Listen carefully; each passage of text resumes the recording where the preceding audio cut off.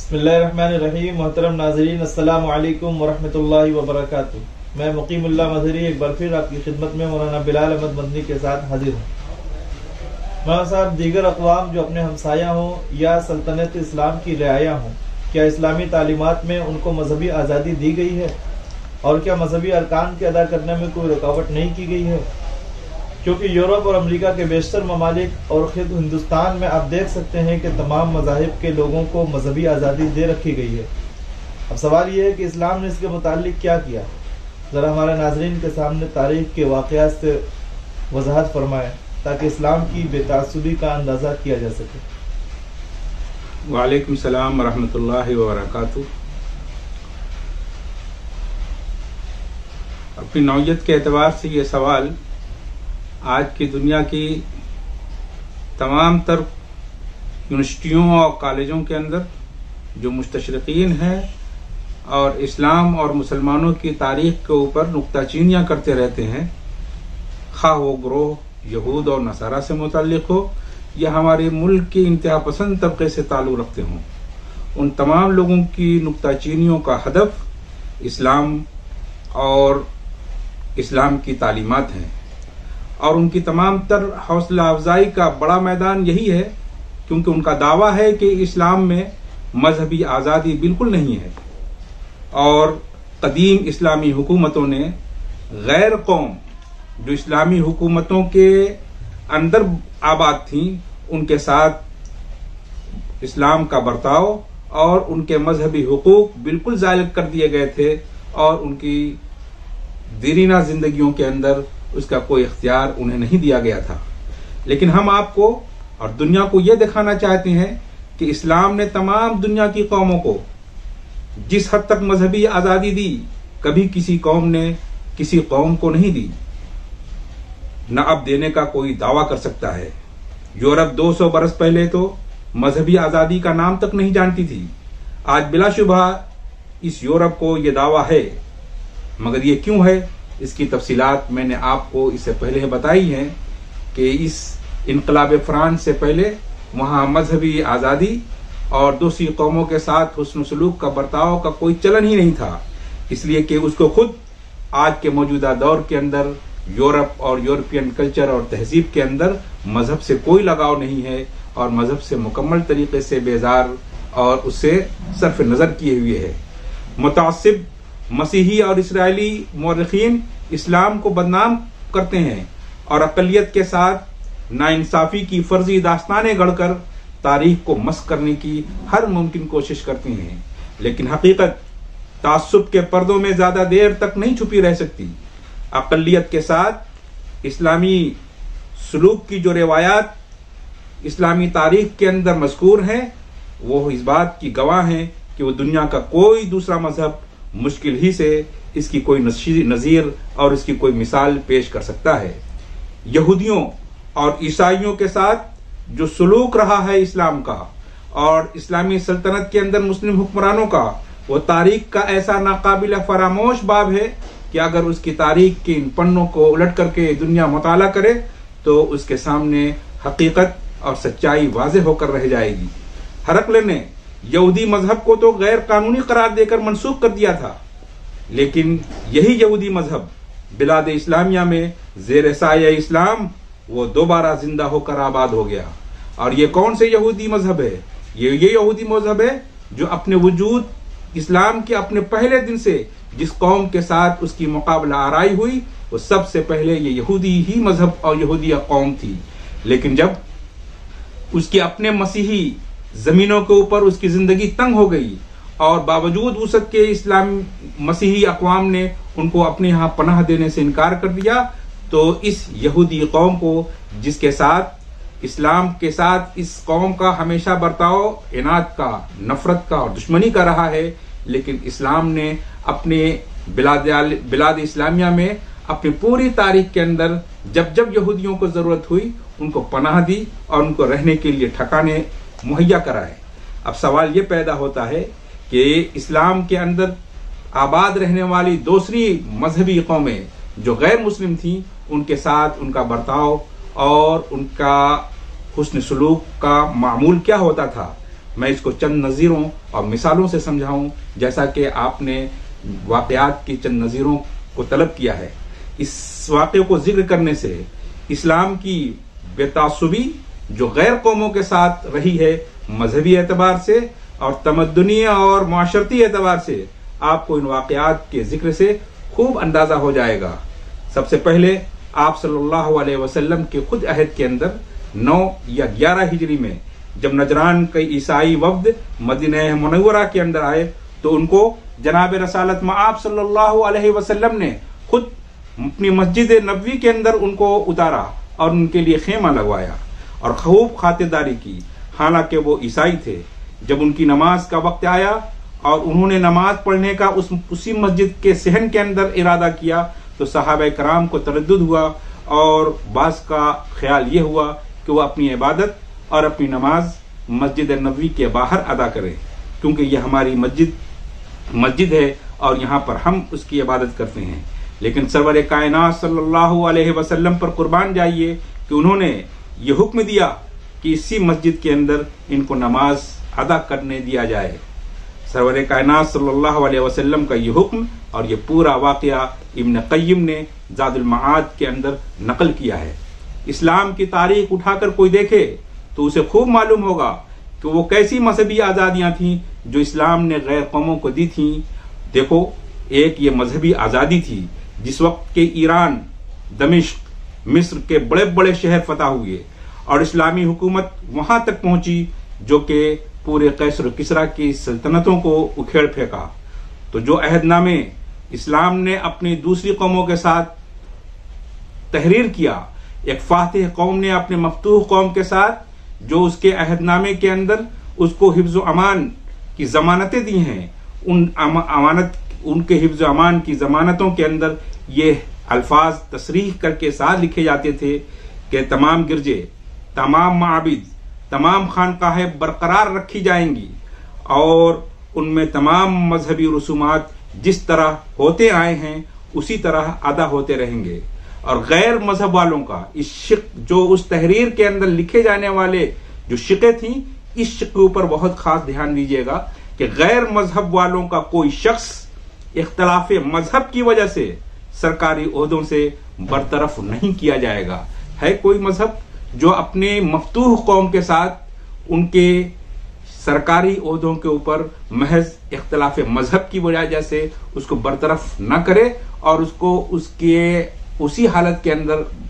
قائم رکھے؟ یہ اسلام کے علاوہ دنیا کی کوئی تاریخ اس کی نظیر نہیں پیش کر سکتی۔ بلکہ آج کی دنیا تو اپنی حکومتوں کے اندر غیر مذہب کے افراد کو سیکورٹی رسک کے نام پر ان کو تمام عہدوں سے برطرف کر دیتے ہیں اور ان کی کسی بھی خدمت کو قبول کرنے سے انکار کر دیتے ہیں۔ ایک دو واقعہ آپ کو بتاتا ہوں تاکہ آپ کو اسلام کی بے تعصبی کا پورے طور سے اندازہ ہو جائے اور یہ بات آشکار ہو جائے کہ اسلام اور اسلامی تعلیمات اور خود مسلم حکمراں اور خلفاء نے اسلامی تعلیمات کو اس طریقے سے برتا ہے اور دشمنوں کے ساتھ حسن سلوک کا وہ برتاؤ کیا ہے جس کو کہ جو دنیا کی کوئی تاریخ اپنے دوستوں کے ساتھ بھی وہ سلوک روا نہیں رکھ سکتی۔ میں ایک واقعہ آپ کے سامنے ذکر کرتا ہوں کہ اموی حکومت کے اندر ایک خلیفہ ولید بن عبد الملک ہیں جو بنو امیہ کا ایک بہت بڑا بادشاہ گزرا ہے۔ اس نے دمشق میں ایک مسجد کی تعمیر کرنے کا ارادہ کیا۔ اسی مسجد کے پاس ہی میں، بلکہ کہا جائے کہ بالکل بغل میں، ایک گرجا تھا جس کو کہ یوحنا کہا جاتا تھا۔ مسجد میں زمین کی کمی تھی اور اس مسجد کے حدود رقبہ کے اعتبار سے وہ گرجا حائل ہو رہا تھا۔ ولید بادشاہ نے عیسائیوں سے کہا کہ گرجے کی زمین قیمت دے کر کے ہمیں دے دو تاکہ ہم اس گرجے کی زمین کو مسجد کے اندر شامل کر لیں۔ عیسائیوں نے ان کی اس بات کو،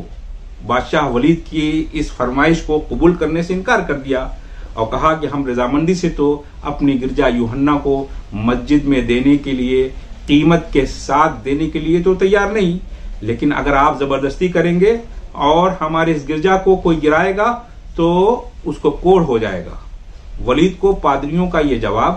اور پادریوں کی یہ بات بڑی ناگوار لگی۔ اس نے کہا کہ میں گراتا ہوں،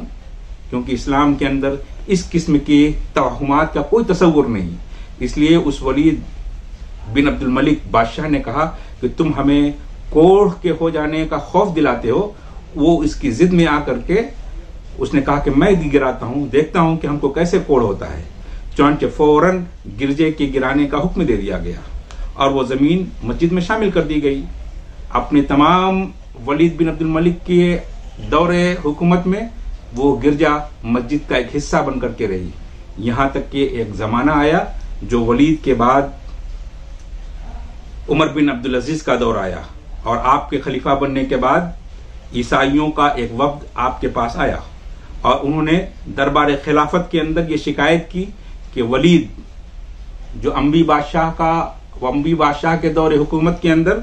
ہمارے اس گرجا کی تعمیر میں، ہمارے اس گرجا کی زمین کو مسجد کی تعمیر میں بغیر ہماری مرضی کے مسجد میں شامل کر لیا ہے. یہ سننا تھا کہ عمر بن عبدالعزیز نے یہ حکم جاری کیا کہ گرجے کی زمین پر جو مسجد کا حصہ تعمیر ہوا ہے، مسجد کی تعمیر میں جو گرجا کی زمین اس میں شامل ہوئی ہے، اس کو فوراً منہدم کر کے سرکاری خرچ پر دوبارہ اس گرجا کو پھر بنایا جائے، اور مسجد اسی زمین میں محدود کر دی گئی. یہ تھی مذہبی بے تعصبی جس کی اسلام نے تعلیم دی تھی اور اس کو اپنے عمل سے دنیا کو دکھایا تھا. یہ دمشق کا واقعہ ہے. یہ دمشق کا وہ شہر ہے جو اموی سلطنت کا دارالخلافہ تھا. اس دارالخلافہ کے اندر دنیا کی بڑی سے بڑی سلطنتیں اپنے دارالخلافہ کے اندر، کیپٹل کے اندر اس قسم کے رواداری میں اگر اپنی مسجدوں اور اپنی ثقافتی مقام کو اگر یہ روا رکھیں تو دنیا کی کوئی تہذیب اور دنیا کا کوئی ملک اس پر انگلی نہیں اٹھا سکتا. لیکن دارالخلافہ کی اس سرزمین کے اوپر ایک غیر قوم کا، پچھلے بادشاہ کی جانے والی زیادتیوں کا جب مقدمہ اس کے سامنے پیش ہوا تو اسلامی تعلیمات کے مطابق صرف یہ نہیں کہ اس کو رد کر دیا، بلکہ اس مسجد بن جانے کے بعد اس مسجد کے اس حصے کو جو کہ جبراً اس زمین کو مسجد میں شامل کیا گیا تھا، اس مسجد کو منہدم کر دیا گیا. ہے دنیا کی کوئی تاریخ جو خود بذات خود بادشاہ اپنے ہی مسجد کے، اپنے ہی عبادت خانے کے کسی ایک حصے کو منہدم کرنے کا حکم دے، اور وہ بھی اس کے اپنے ہی خاندان اور اپنے ہی سلطنت کے سابق بادشاہ کے کسی عمل کو اس طریقے سے مسترد کر دے؟ اسلام کے علاوہ کوئی اور دنیا کی تاریخ اس جیسی مثال پیش نہیں کر سکتی. ایک دوسرا واقعہ بیان کرتا ہوں کہ ذمی، آپ لفظ ذمی سنتے ہوں گے. یہ اسلامی اصطلاح کے اندر ذمی انہیں کہا جاتا ہے جو اسلامی سلطنت کے اندر مسلمانوں کے ساتھ غیر مسلم افراد جو آباد ہوتے ہیں وہ ذمی کہلاتے ہیں. اور ان ذمیوں کے جان و مال کے تحفظ اور ان کے جان و مال کے احترام کے تعلق سے اللہ کے نبی صلی اللہ علیہ وسلم کا یہ فرمان ہے کیا کہ اموالہم اموالنا و دماؤہم دماؤنا. جیسے ہمارا مال محترم ہے ویسے ان کا مال محترم ہے. جیسے ہماری جان محفوظ اور محترم قابل احترام ہے، اسی طریقے سے غیر مسلموں کی بھی جان اور اس کا خون محترم ہے اور احترام کے قابل ہے. یہ باتیں صرف زبانی نہیں بلکہ جب وقت آیا تو عملی طور پر اسلام کی تعلیمات پر عمل کرتے ہوئے ہمارے مسلم حکمرانوں نے کر کے عملی طور پر دکھایا. اگر آپ کو اسلام کی تاریخ اٹھا کر دیکھیں تو آپ کو معلوم ہو کہ مساوات اور برابری کی 20 مثالیں اس قسم کی تاریخ ہمارے سامنے دہراتی ہے. حضرت عمر کے زمانے کے وقت جب آپ کو خنجر لگا اور خنجر لگنے کے بعد آپ بستر مرگ کے اوپر پڑ گئے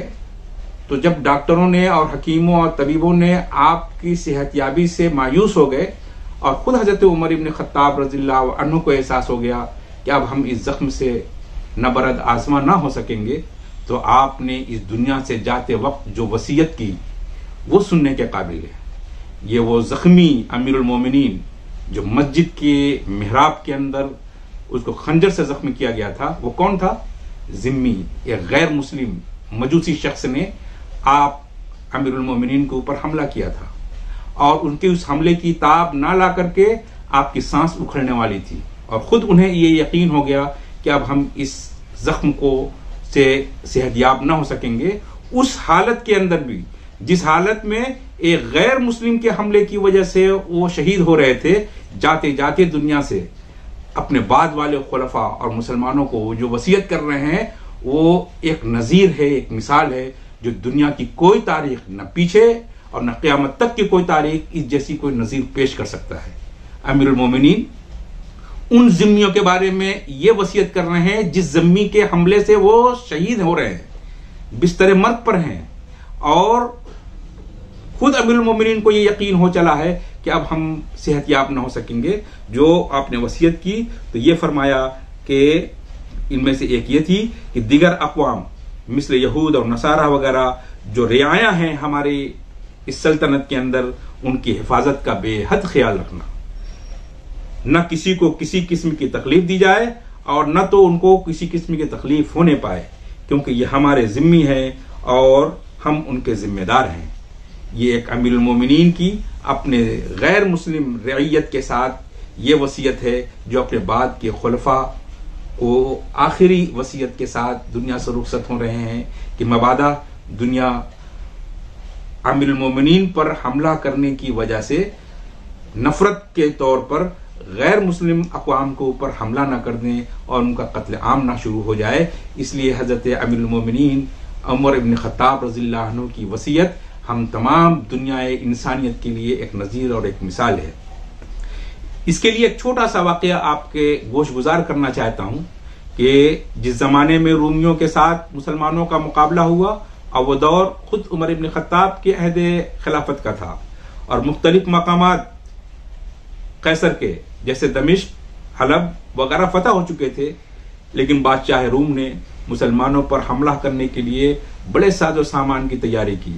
حضرت ابو عبیدہ کو جب رومیوں کے اس حملے کی تیاری کی خبر لگی تو انہوں نے مسلمانوں کو اکٹھا کیا اور مشورہ کیا، تو حضرت ابو عبیدہ ابن جراح رضی اللہ عنہ کے مسلمانوں کی فوج کے ساتھ جب یہ مشورہ ہوا تو فوج نے ان کو مشورہ دیا کہ ہم لوگوں کو ایسی حالت میں کیا کرنا چاہیے جبکہ دشمن روم ہمارے اوپر حملہ کرنے کے لیے تیار ہے، اور اس وقت جو کہ دمشق اور حلب مسلمانوں کے زیر تسلط ہو گیا تھا اس کی بیشتر آبادی عیسائیوں کی تھی۔ تو اس وقت جو مشورہ ہوا تو ان میں سے کچھ لوگوں کا یہ مشورہ ہوا کہ یہاں سے یعنی اس دمشق اور حلب سے نکل جانا بہتر ہے۔ کیوں؟ کیونکہ جب رومیوں کا باہر سے حملہ ہوگا اور اندر خود ان کے ہم مذہب قوم یہاں پر ہے تو وہ بغاوت کے لیے کھڑی ہو جائے گی۔ اس طریقے سے باہر کے خطرے اور اندر کی بغاوتوں کے خطروں کے بیچ میں ہمارے لیے مقابلہ کرنا مشکل ہو جائے گا۔ اس لیے ہمیں یا تو ان رومیوں کو جو دمشق اور حلب کے رہنے والے باشندے ہیں ان کو نکال دیا جائے تاکہ ہم مطمئن ہو کر کے ہم باہری اور خارجی حملوں کا مقابلہ کر سکیں، اور اگر ایسا نہ ہو تو ہمارے لیے مشکل ہو جائے گی۔ جب یہ باتیں ہو رہی تھیں اسی وقت صحابہ کرام کی ایک جماعت وہاں کھڑی ہوئی اور کہا کہ اے ابو عبیدہ، یہ کیا حق ہے، آپ کو کیا حق پہنچتا ہے اس بات کا کہ تم کسی کو اس کے گھر سے اس کے شہر سے بے دخل کر دو؟ اگر تمہیں اندیشہ ہے اپنی کسی رعیت اور کسی شخص کے بارے میں تو بہتر یہ ہے کہ تم خود ہی شہر کو چھوڑ دو۔ اور صحابہ کرام کی اس جواب کو سن کر کے حضرت ابو عبیدہ ابن جراح رضی اللہ عنہ نے فیصلہ کر لیا کہ ہم خود حلب اور دمشق شہر کو رومیوں کے لیے اور عیسائیوں کے لیے چھوڑ کر کے چلے جائیں۔ لیکن اس فیصلے کے بعد کا واقعہ سنیے جو حیرت انگیز ہے، اور اس سے زیادہ حیرت انگیز ہے یہ کہ فوراً ابو عبیدہ بن جراح رضی اللہ عنہ نے یہودیوں اور عیسائیوں کو بلایا اور ان سے کہا کہ ہم نے تم سے جزیہ لیا تھا، اور یہ جزیہ کس بات کا تھا؟ اس بات کی اور اس خدمت کے معاوضے میں تھا کہ ہم تمہاری اچکوں، لٹیروں اور ڈاکوؤں سے اور دشمنوں سے تمہاری حفاظت کریں گے۔ اب یہاں پر ہم پر باہر سے حملہ ہونے کا اندیشہ ہے، اور اب جس خدمت کے معاوضے میں ہم نے تم سے جزیہ لیا تھا اس خدمت کے ادا کرنے کی ہم اس پوزیشن میں نہیں ہیں، اس لیے ہم چاہتے ہیں کہ جو خدمت کا معاوضہ ہم نے جزیہ کے طور پر لیا ہے وہ اسے ہم تمہیں واپس کر دیں۔ اور ان کو جب بلا کر کے حضرت ابو عبیدہ بن جراح رضی اللہ عنہ نے اس جزیہ کی رقم جو خدمت کے مقابلے میں تھی واپس دینے لگے تو ان تمام عیسائیوں کو جو دمشق اور حلب میں رہتے تھے ان کو سخت حیرت ہوئی اور کہنے لگے کہ یہ عجیب ہے کہ آج اگر مسلمانوں کی جگہ دوسری کوئی اور قوم ہوتی تو کبھی ایسا نہ کرتی.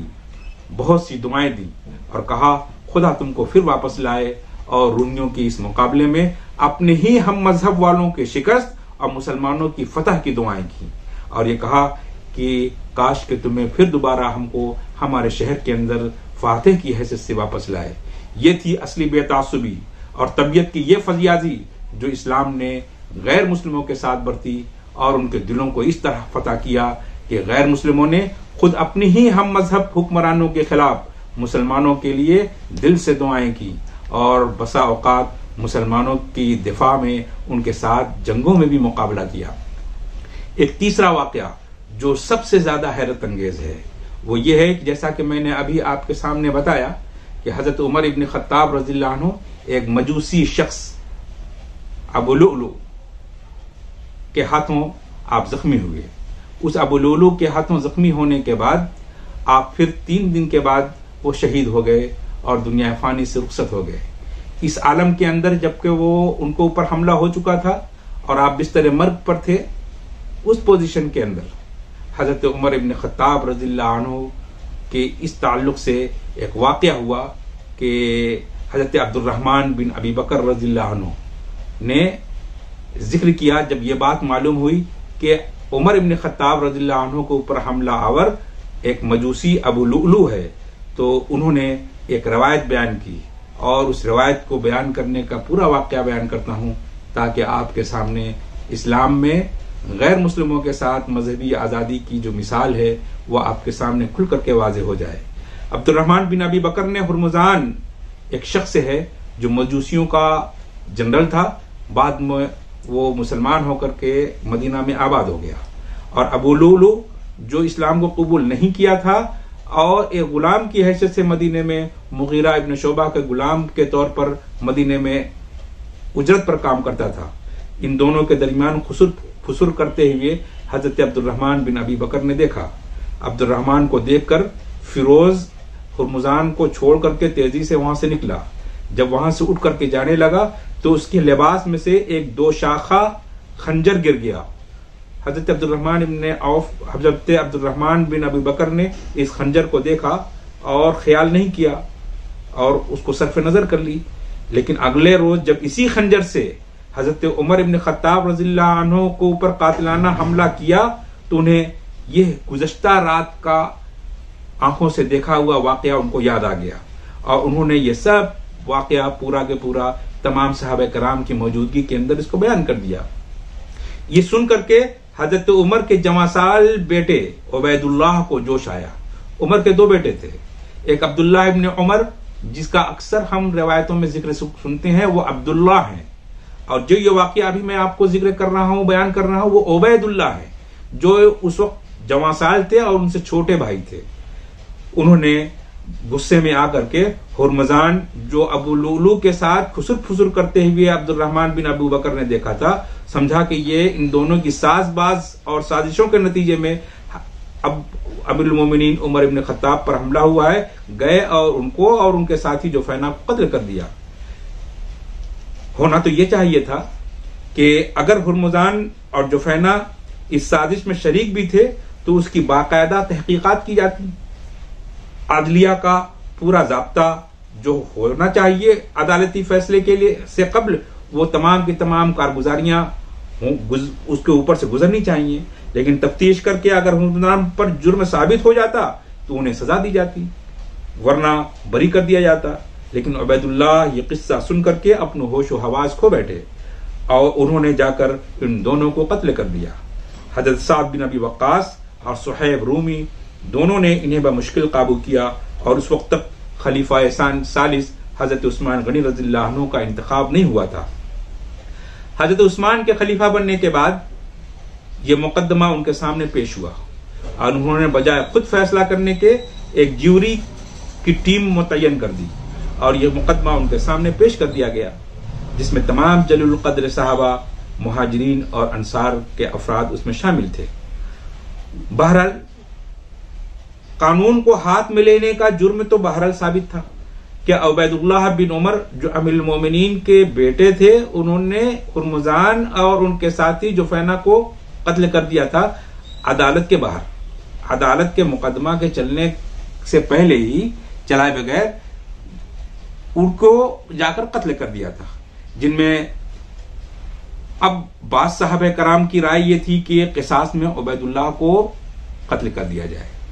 اور بعض لوگوں کا یہ قول تھا کہ ان کی نفسیاتی حالت کے پیش نظر ان پر قصاص کی سزا نافذ نہ کی جائے۔ جرم کرتے وقت وہ اپنے ہوش و حواس میں نہ تھے، اور جب آدمی جنون کسی کیفیت میں ہو تو اس پر شرعی احکام کا اطلاق نہیں ہوتا۔ ان کا موقف یہ تھا کہ ابھی کل ہی حضرت عمر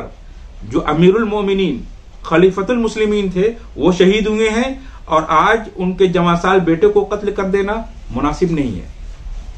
اس تمام مقدمے کی کارروائی کو خود ہرمزان کا بیٹا، جو ہرمزان قتل ہوا تھا حضرت عبیداللہ بن عمر رضی اللہ عنہ کے بیٹے کے ہاتھوں، ان کا بیٹا قمازبان اپنے والد مہران کے ہرمزان کے قتل اور عبیداللہ بن عمر کے اس عدالتی قضیے اور اس کے فیصلے کے تعلق سے وہ خود اس کی روایت ہے جو یہ ان الفاظ میں بیان کرتا ہے کہ جب